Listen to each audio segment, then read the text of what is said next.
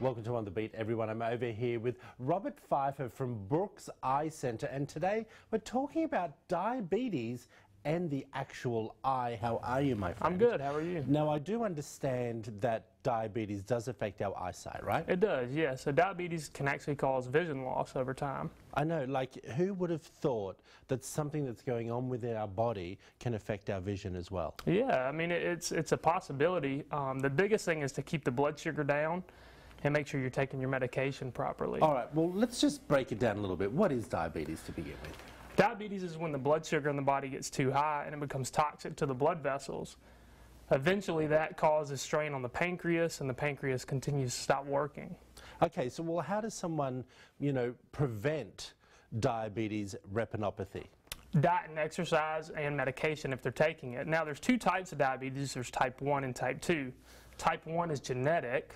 Right. Type 2 is more, we haven't been eating like we're supposed to, not exercising properly, and that can cause strain on the pancreas over time. So what's happening with the eye? You're losing vision, or is it blurry? Or explain to someone the symptoms that they would be expecting. Diabetes can cause cataracts. It can actually cause dry eyes. It can cause bleeding in the back of the eye. The biggest issue we see is that it actually causes retinopathy, which can cause vision loss. The bleeding leads to swelling, swelling leads to scarring, and scarring leads to your vision loss. Sometimes it can cause retinal detachments. We see those, but not very often. And the biggest thing is to just make sure you get, see an eye doctor to make sure that nothing is going on if you are a diabetic. Sometimes you wouldn't even know that you've got anything going on in the back of the eye to begin with. Right. And the thing is also, we want everyone to know that you might start seeing these symptoms and not even know you're diabetic. Oh, absolutely. We send people out for blood work all the time because we may see a little spot of blood here, or their prescription changed a little bit so their lens has swollen, or they've got early cataracts.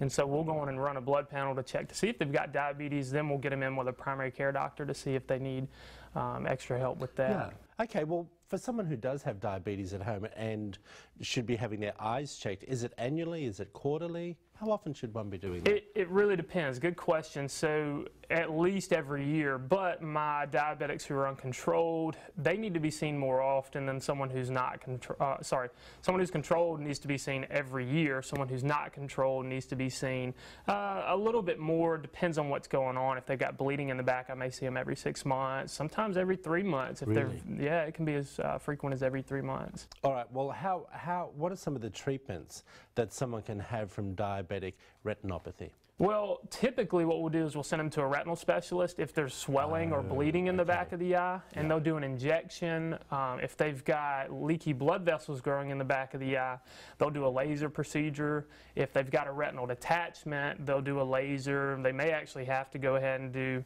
a retinal detachment repair as well. So there's a lot of different treatments for diabetic retinopathy, but what it boils down to is we can actually help save people's sight with these treatments, whereas years before we didn't have the option to do that for certain people. And so technology has come a long, long way to keep people's vision. Isn't that amazing? It's awesome, yeah. Very quickly, why did you get into this type of business? So I'm from West Point, grew up there, shadowed my optometrist in high school, and I was the typical glasses contact lens patient. Okay. And I stepped foot, and his name's Dr. Cheatham, stepped foot in his office, and next thing I know, I'm seeing glaucoma, the next patient's going blind from diabetes, and then all these different things are going on, and I was like, whoa. This is totally different from what I've experienced as a patient, and this is really interesting. So it was more medical, and that was something that I was looking for, a medical field to go into, so that's why I chose optometry. Well, we appreciate you coming in. Thank you. Always giving us great information. If you want to find out more, there it all is up on the screen for you. Come over and see Dr. Robert Phyfer at Brooks Eye Centre. As you can see, he is a man full of knowledge. Back after